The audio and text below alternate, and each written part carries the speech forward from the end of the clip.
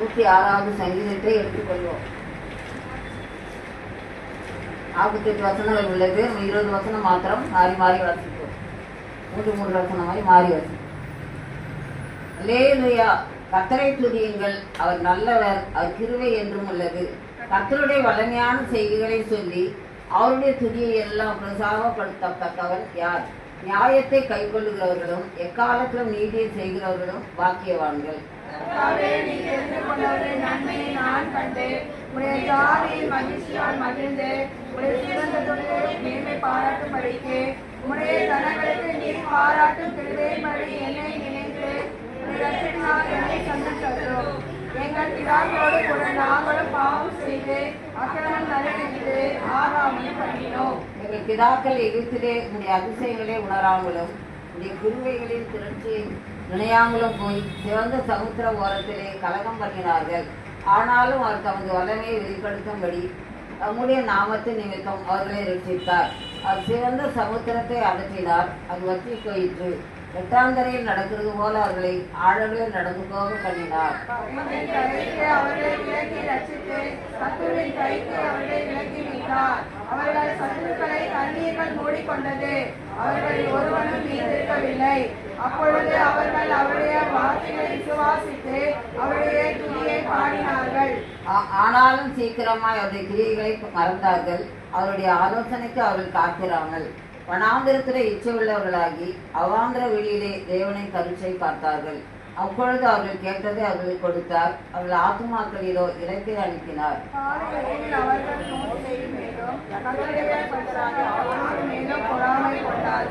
பூமி பிளந்து நாத்தானை விழுங்கி ஆதாமின் பக்கத்தை மூடி போட்டது. அவர்கள் கூட்டத்தில் அங்கி பற்றி எரிந்தது, அங்கி ஜுவாலை துன்மார்க்கரை எரித்து போட்டது. சேர்ந்து வாசிப்போம். அவர்கள் ஒரேவிலே ஒரு கன்றுக்குட்டியை உண்டாக்கி வாசிக்கப்பட்ட விக்கிரகத்தை நமஸ்கரித்தார்கள். தங்கள் மகிமையை பிள்ளை தின்கிற மாட்டின் சாயலாக மாற்றினார்கள். ஆமென்.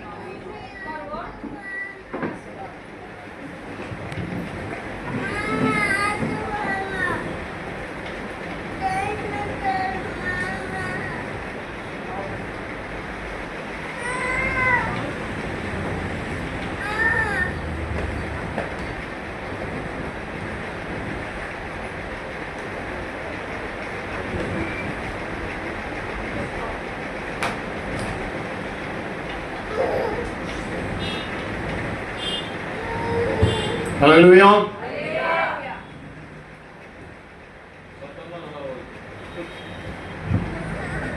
நாம் கண்களை மூடி செபிக்கலாம். நல்ல ஆண்டவரே, இந்த அருமையான வேலைக்காக கர்த்தாவே உமக்கு நன்றி செலுத்துகிறோம். இந்த மனமகிழ்ச்சியான நாளுக்காய் அப்பா உம்முடைய திருப்பாதத்தில் நாங்கள் வருகிறோம் ராஜா.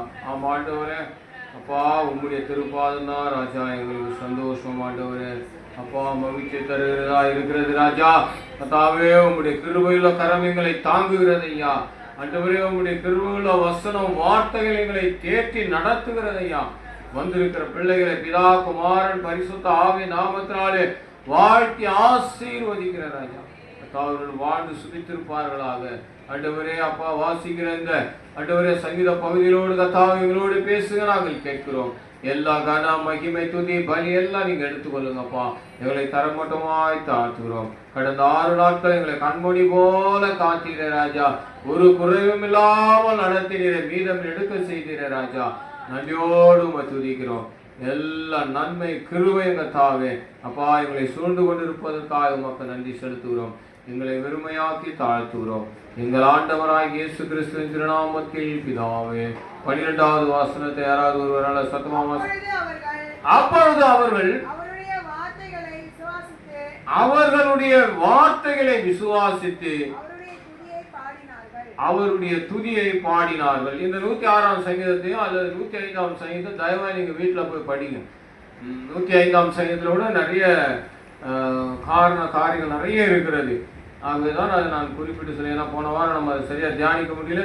இருந்தாலும் உங்களுக்கு சொல்றேன், 105 106 ரொம்ப இம்பார்ட்டன்ட். அதாவது இருக்கிறதுல நம்ம வாசிக்க வேண்டிய சங்கீதம். அதாவது நம்ம ஆத்துமாவுக்கு நல்ல பலனை கொடுக்கிற வசனங்கள் அதிகமாக இருக்கிறது. அல்லேலூயா.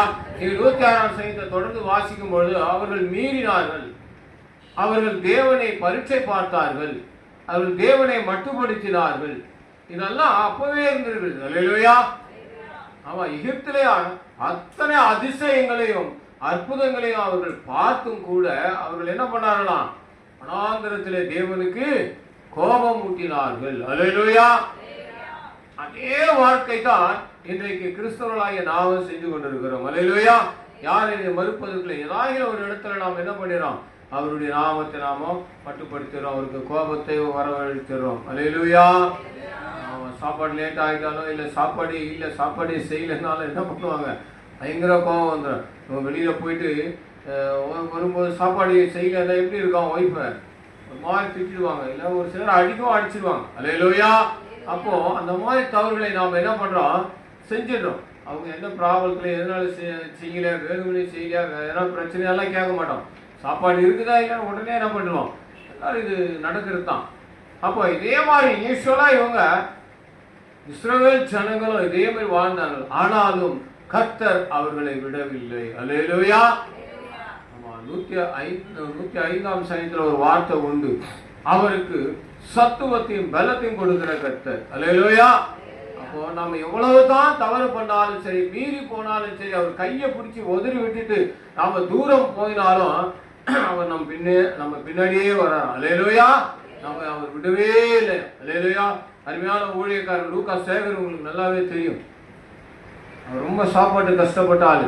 சின்ன வயசுல அவர் யாரையும் எடுத்து வளர்க்கறதுக்கு ஆள் இல்லை, ஊனமான பிள்ளைன்னு சொல்லி என்ன பண்ணிட்டாங்க? அவரை துரத்திட்டாங்க. அவங்க வீடு ரொம்ப கஷ்டமான சூழ்நிலை, ரொம்ப குடும்பம், பெரிய குடும்பம். ஆனாலும் அவர் அது மத்தியில தேவனை தெரிந்து கொண்டு தேவதாசன் யாரோ ஒருவர் அவரை நடத்தி வந்தார். ஆனாலும் வந்த உடனே கர்த்தரை இறுக்கமாய் அவர் பிடித்து கொண்டார். அல்லேலூயா.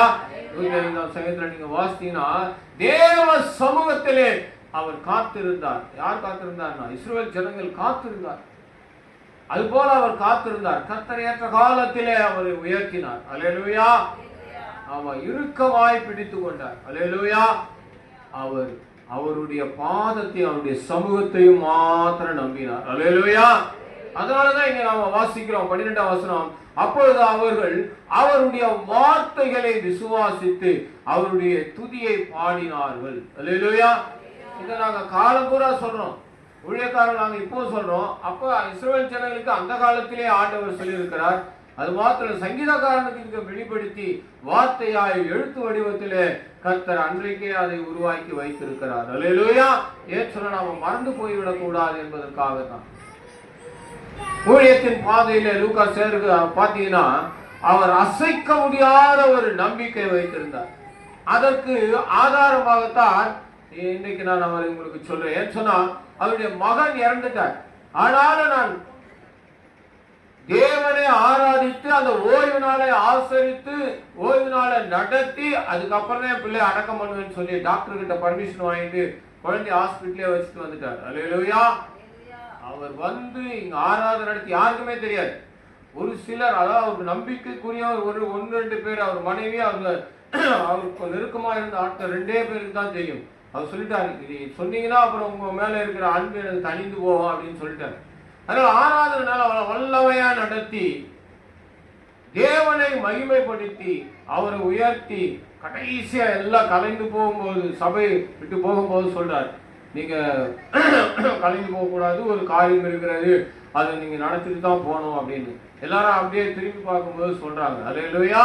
விசுவாசிக்கலாம் ஒரே ஷாக், பெரிய ஷாக், ஒரு அதிர்ச்சி. பாருங்க, விசுவாசம் தான் அப்படி இருக்கணும். அல்லேலூயா. ஆமா, ஆராதனைக்கு முக்கியத்துவம் கொடுக்கணும். யார் ஆராதிக்கிறானோ அவன் பயப்பட மாட்டான். அல்லேலூயா. இதை தொடர்ந்து நாங்கள் உங்களுக்கு சொல்லுகிறோம். யார் துதித்து பாடுகிறார்களோ அவர்களுக்கு பயமே இருக்காது. அல்லேலூயா. எது வந்தாலும் அவர்கள் எதிர்த்து நிற்பார்கள். அல்லேலூயா. அதனாலதான் அவரை பத்தி இன்னும் சொல்லணும்னா, ஏன்னு சொன்னா இப்ப இருக்கிற ஆட்களை சொன்னாதான் நீங்க நம்புவீங்க. ஆபிரகாம் காலத்திலயோ ஈசாக்கின் காலத்திலயோ அல்ல யாக்கோபின் காலத்துல சொன்னா நீங்க அதெல்லாம் இதெல்லாம் பைபிள் இருக்குதுன்னு சொல்லுவீங்க. ஆனா இப்ப இருக்கிற பிரசன்ட் இந்த ஊழியக்காரருக்கு ஹார்ட் அட்டாக் வந்துருது. ஆனா ஊழியங்கள் நிறைய. டாக்டர் சொல்லிட்டார் 3 வருஷத்துக்கு 2 வருஷத்துக்கு நீங்க பேசக்கூடாது, அதிகமா பாடக்கூடாது, உங்க உடல்ல ரொம்ப பாதிக்கப்படணும். ஆனா 3 மாசத்துல என்னுடைய மனைவி பார்த்துட்டு வந்து சொன்னாங்க, ஏங்க அவர் பேசவே கூடாது அப்படின்னு சொன்னீங்க. இப்போ பார்த்தீங்கன்னா 3ஆம் மாசத்துல வந்து நம்ம கோடம்பாக்கத்தில் ஏலியன் சர்ச்சில் வந்து அவர் ரொம்ப அழகா பாடி ஆராதனை பண்ணி அவ்வளோ அழகா மெசேஜ் கொடுத்தாருங்க அப்படின்னு பாருங்க. தைரியம் ஏன் தேவனை ஆராதிக்கிறோம். அல்லேலூயா. ஜீவனோடு இருப்பவரை நாம் ஆராதிக்கிறோம். அல்லேலூயா. அப்ப கூட கொஞ்சம் தான் அவர் ஏன் சொன்னா அவர் நம்மளோடு கூட இருக்கிறார், அவரைத்தான் நாம் ஆராதிக்கிறோம். அதனாலதான் தாவீது சொல்றார், நல்லா கவனிங்க 12ஆம் வசனம், அப்புறம் அவர்கள் அவருடைய வார்த்தையை விசுவாசித்து, அல்லேலூயா, அவருடைய வார்த்தை விசுவாசித்து அவருடைய துதியை பாடினார்கள். அல்லேலூயா. அப்போ பாருங்க, கர்த்தருடைய செய்கைகளையும் அவர் நடப்பிக்கிற அதிசயங்களையும் ஆச்சரியமான காரியங்களும் நீங்கள் துதித்து ஆராதித்து பாடுகிற பொழுது உங்களுக்குள்ளே ஒரு பலன் வருவதை நீங்கள் பார்க்கலாம். அல்லேலூயா. அவர் சமூகத்தை நாடும், அவர் சமூகத்தை நாடும் பொழுதுதான் 105ஆம் சங்கீதத்துல நீங்க வாசிங்க, அவருடைய சமூகத்திலே காத்திருக்கும் பொழுதுதான் நமக்கு அந்த அபிஷேக தைலம் நம்முடைய தலையில ஊற்றப்படும். 2வது. 3வது, நீங்க அப்படியே தேவனுடைய பிள்ளைகளாய் மாறுவீர்கள், தீர்க்கதரிசிகளாய் மாறுவீர்கள், அல்லது அப்போஸ்தலர் அழைக்கப்பட்டவர்களாய் அனுப்பப்பட்டவர்களாய் நீங்க மாறுவீங்க. அது உங்களுக்கு தெரியும். அல்லேலூயா. இந்த உலகம் உங்களுக்கு ஒரு வெறுமையாய் காணப்படும். தேவனுடைய சமூகம் அது நிலைத்து நிற்கிற நல்ல அபிஷேக தைலம் ஊற்றப்படுகிற ஆவியானவர் அசைவாடுகிறதை நாம் உணர முடியும். அல்லேலூயா. எவ்வளவு அது இனிமையானது என்பதை நம்மளுக்கு போன வாரம் சொன்னேன். அல்லேலூயா. அது தேனிலும் மதுரமானது. அல்லேலூயா. ஆமா, அப்படியே செவ்வாழை உரிச்சு அந்த பழத்தை எடுத்து தேன்ல தொட்டு சாப்பிடும்போது எப்படி இருக்குமோ அதை காட்டிலும் பன்மடங்கு அதிகமான சுவை அவருடைய வார்த்தையில் இருக்கிறது. அல்லேலூயா. அப்போ அவருடைய வார்த்தையை விசுவாசிக்கணும். அவருடைய வார்த்தையை நாம் என்ன பண்ணோம், இருதயத்துல வைக்கணும். 10 வார்த்தைகளாச்சும் 10 வசனங்களாச்சும் உங்களுக்கு மனப்பாடமா இருக்கணும். அல்லேலூயா. அது இருந்தா உங்களுக்கு நீங்க பயப்படவே மாட்டீங்க. அல்லேலூயா. எப்படி நம்ம பேங்க்லயோ அல்லது நம்முடைய பாக்கெட்லயோ மணி பர்ஸ்ல பணம் இருந்தா தைரியமா நம்ம போறோம், ஹோட்டலுக்கு அந்த கடைக்கு போறோம், இல்லைன்னா போகவே முடியாது. அல்லேலூயா. கடந்த நாட்கள்ல ஒரு கடையில சாதாரண கடைக்கு போகும்போது ஒரு ஜூஸ், அத்திப்பழம் ஜூஸ் அதிகமாக சாப்பிடுங்க இந்த வெய்ய காலத்தில், அவ்வளோ நல்லது. 50 ரூபா கொடுத்தோம். ஆனால் அதே ஒரு 2 தெரு தள்ளி வந்தால் 70 ரூபா சொல்கிறோம். அல்லேலூயா. பாக்கெட்டில் பணம் இருக்கிறதால தான் தைரியமாக போய் சாப்பிட்றோம், இல்லைன்னா நம்ம போக முடியாது. அப்போ வசனம் உங்களுக்குள்ளே இருக்குமானால் நீங்க எங்க வேணாலும் போகலாம், எங்க வேணாலும் எப்படி வேணாலும் போயிட்டு எந்த இடத்துனாலும் இருந்து நீங்க ஜெயிச்சுட்டு வரலாம். அல்லேலூயா. அப்போ நாம துதிக்கிற பிள்ளைகளாய் மாறணும், தேவனை ஆராதிக்கிற பிள்ளைகளாய் நாம் மாறணும். அப்படி மாறும் பொழுதுதான், வசனத்தை வைத்து நாம் ஆராதிக்கும் பொழுதுதான், வசனத்தோடு நம்முடைய ஜீவியம் இருக்குமானால், வசனத்தோடு எல்லா காரியங்களும் நம்முடைய வாழ்க்கையில நடக்குமானால் கர்த்தர் நம்மளோட கூட இருக்கிறார் என்பது உறுதியாய் நீங்க விசுவாசிக்கலாம். அல்லேலூயா. வார்த்தைக்கு அவர் உடனே அவர் திரும்பி பார்க்கிறவராய் இருக்கிறார். அவருடைய வார்த்தை வேற எந்த நீங்க அந்நிய பாஷை பேசினாலும் அதற்குள்ளே ஒரு வார்த்தை இருக்கணும். அல்லேலூயா. வசனம் இருக்கணும். அல்லேலூயா. ஆமா, பாலிவரேஷன் ஒரு ஊழியக்காரரை பத்தி உங்களுக்கு தெரிஞ்சிருந்தா தெரிஞ்சிருக்கலாம். அவரை நடத்தின ஒரு தாயாரை எனக்கு ஒரு நாள் அறிமுகப்படுத்தினார். அவங்க அவங்க ஆராதனை பகுதியில உட்காருவாங்க. அந்த அம்மா ஃபுல்லா அந்நிய பாஷை தான், பாடலே அந்நிய பாஷையில தான் பாடுவாங்க. அதிகமா அவங்க தெலுங்கு அவங்க தெலுங்குல தான் பாடுவாங்க. தமிழ் நல்லா தெரியும், தமிழ்ல பாடுவாங்க. ஆனா அந்நிய பாஷையில நான் என்ன நினைச்சேன், இவங்க தான் ஆரம்ப ஸ்டேஜ்ல நமக்கு. அப்போ அதனால இவங்க ஏதாவது கப்சா சாப்பிடுறாங்களா என்னன்னு அவங்களை சோதிப்பதற்காக பக்கத்திலே அவங்க 3வது சீட்ல உட்காந்துருக்காங்க, நான் பின்னாடி 3வது சீட் தள்ளி உட்காந்துருக்கிறேன். ஆனா பாலிவரேஷ் ஐயாவுக்கு அது நல்லா தெரியும், அவர் மீட்டிங் எல்லாம் நிறைய போறதால அவர் எனக்கு தெரியும். அதனால அந்த ஐயாவை நடத்தினவங்க அவங்க தான், அவரை கண்டுபிடிச்சு தீர்க்க தரிசனமா சொன்னவங்க. அப்போ இவங்க சொல்ற அப்போதான் ஒரு 20 நிமிஷம் ஆராதனை நடந்து கொண்டு இருக்கும் போது ஒரு வசனத்தை அவர்கள் தெலுங்குல சொல்லி அந்நிய பாஷை பேசுகிறதை நான் உணர்ந்தேன். அல்லேலூயா. பாருங்க, அந்த அபிஷேகம், அந்த வசனத்தை சொல்லி அவர்கள் அந்த அபிஷேகம் அந்நிய பாஷையில பேசி கொண்டிருக்கும் நீங்க பாலிவரேஷையா அதை காட்டிலும் அபிஷேகத்துல நிரம்பி அந்நிய பாஷையில அப்பேற்பட்ட ஒரு வல்லமை. அல்லேலூயா. இது ஏன் சொல்றேன்னா, தேவ சமூகத்தை நாடுங்க, எப்பொழுதும் அவரோட கூட இருங்க. எப்பொழுதும் அவருடைய உங்க வாயில எப்பொழுதும் 135ஆம் சங்கீதத்தை நீங்க வாசிங்க. எப்பொழுதும் அவர் துதி நம்முடைய வாயில இருந்து கொண்டே இருக்கணுமா. அதை காட்டிலும் வசனம் நம்ம வாயில இருக்குமானால் தேவன் நம்மோட கூட இருக்கிறார் என்று அர்த்தம். அல்லேலூயா. ஒரு 10 வருஷத்தை ரிப்பீட்டேஷன் நீங்க சொல்லிக்கிட்டே இருங்க, தொடர்ந்து சொல்லிக்கிட்டே இருங்க. 91ஆம் சங்கீதம் தெரியாத ஆளே இல்லை, 23ஆம் சங்கீதம் தெரியாத ஆட்களே கிடையாது. மனப்பாடமான வசனம், அது சொல்லிக்கிட்டே இருங்களேன். அதனுடைய பலன் உங்க கண்களுக்கு அலட்சியமா, அதாவது எதிரில் இருப்பது போல உங்களுக்கு தெரியும். நீங்க எதை நினைக்கிறீங்களோ, எதை நீங்க நினைச்சு ஜெபிக்கிறீங்களோ அது அப்படியே நடக்கும். அல்லேலூயா. ஒரு ஊழியக்காரர் சொன்னார், நான் வசனத்தை மாத்திரம் சொல்லிக்கிட்டே இருப்பேன், எனக்கு பலவீனம் வரும்போது, ஏன்னா பேய் ஓட்டுறாள் அவங்களாம், பில்லி சுனி மாந்திரி கட்டுக்காக ஜெபிக்கிறவங்க சொல்லார், பலவீனங்களை பலப்படி உரட்டி எடுங்க ஐயா. அப்போல்லாம் நாங்கள் வார்த்தை தான் உட்கார்ந்து வார்த்தை மாத்திரம் சொல்லுவோம், என்னை விட்டு கடந்து போவதை நான் பார்ப்பேன்னு சொல்லுவோம். அல்லேலூயா. எப்பேற்பட்ட ஊழியக்காரங்க பலவீனம் எப்படி வரும்னா, அது அடிச்சு அது செய்ய வேண்டிய காரியத்தை நம்ம தடுத்து அதை துரத்தும் பொழுது திரும்பி அது நம்மளை தான் தாக்க வரும். இவன் தானே நம்மளை துரத்துனான், இவனுக்கு என்ன பலவீனம் இருக்குது, எது வீக்கா இருக்கிறான், அப்படி இல்லைன்னா அவன் சரீரத்தை கொஞ்சம் நம்ம சோதி பண்ண வரும். அல்லேலூயா. வரும்பொழுது விழுந்து போக மாட்டாங்க. ஊழியக்காரங்க என்ன பண்ணுவாங்க, ரிட்டனா எழுந்து வார்த்தை சொல்லி அதை விரட்டி அடிப்பார். அல்லேலூயா. அது கடந்து போவதை அவர்கள் பார்க்கிறார்கள். அதான் சாட்சியாய் சொல்றாரு இங்க சங்கீதக்காரன். நீங்க 12ஆம் வசனத்தை நல்லா உற்று கவனித்தீங்கன்னா நல்லா, அப்பொழுதுனா அதுல பல காரியங்கள் உண்டு. அவர்கள் அவருடைய வார்த்தையை விசுவாசித்து எந்த பிரச்சனை வந்தாலும் சரி, நீங்க குழம்பு செய்யணும், சமைக்கணும், அல்லது திருமண காரியமா இருக்கட்டும், அல்லது எந்த காரியமா இருக்கட்டும், அல்லது நோயை விரட்டணும், அல்லது நீங்க வேற எதுக்காக நீங்க வீடு கட்டணும் அப்படின்னு பாத்தீங்க, எதுவா இருந்தாலும் அதற்கான வார்த்தையை நீங்க சொல்லி ஜெபிக்கும் பொழுது தேவன் பரலோகத்திலிருந்து உங்களுக்கு பதிலை உடனடியாக தருகிறார். அல்லேலூயா. அதுதான் அந்த வார்த்தை. அவர் என்ன பண்ணாங்க, அவர்கள் அவருடைய வார்த்தையை விசுவாசித்து அதை சாப்பிட்டு அவருடைய துதியை பாடினார்கள். அப்ப இருதயத்தில அவருடைய வார்த்தை இருக்கும்போது அந்த துதி ஆராதனை அது வித்தியாசமாக இருக்கும். அல்லேலூயா. கண்களை மூடுவோம். அல்லேலூயா.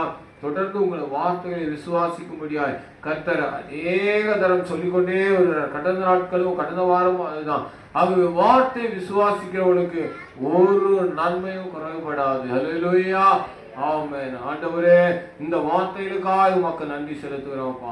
வார்த்தை விசுவாசிக்கிறவர்களுக்கு ஆண்டவரே அப்பா தொடர்ந்து அவர்கள் ஆட்டோமேட்டிக்கா ஆண்டவரே அப்பா உம்மை ஆராதிக்கவும் உம்மை துதிக்கவும் அவர்கள் தொடங்குவார்கள். ஆண்டவரே, இது அநேகருடைய வாழ்க்கையில அபியாசப்படுத்தி ஜெயித்திருக்கிறார்கள். அநேக ஊழியக்காரர்கள் இன்னைக்கு உயர்ந்திருக்கிறார்கள் உங்களுடைய வார்த்தையினால. ஆண்டவரே, நாங்களும் விசுவாசிக்கிறோம், நீர் நல்லவர். ஆண்டவரே, உங்களுடைய கிருபை என்றும் உள்ளது. கர்த்தாவே, நன்மையை கிருபையை எங்களை தொடர்ந்து கொண்டே இருக்கிறது ராஜா. அப்பா கர்த்தாவே, இந்த உலகம் கொடுக்கிற பிரகாரமாக அல்ல அப்பா, உம்முடைய சமாதானத்தை எங்களுக்கு கொடுத்திருக்கிறீர். நாங்கள் அதை விசுவாசிக்கிறோம். ஆண்டவரே, வந்திருக்கிற பிள்ளைகள் வார்த்தை விசுவாசிக்கிட்ட ராஜா. நேரே வழியும் சத்தியமும் ஜீவனமாய் இருக்கிறீர். நாங்கள் அசைக்கப்படுவதில்லை ராஜா. அப்பா, நீர் எங்களோடு கூட இருக்கிறீர். சகல துதி கன மகிமை எல்லாம் நீங்க எடுத்துக்கொள்ளுங்க. நீங்கள் ஆண்டவராய் இயேசு கிறிஸ்துவின் திருநாமத்தில் பிதாவே. ஆமென். ஆமென். அல்லேலூயா.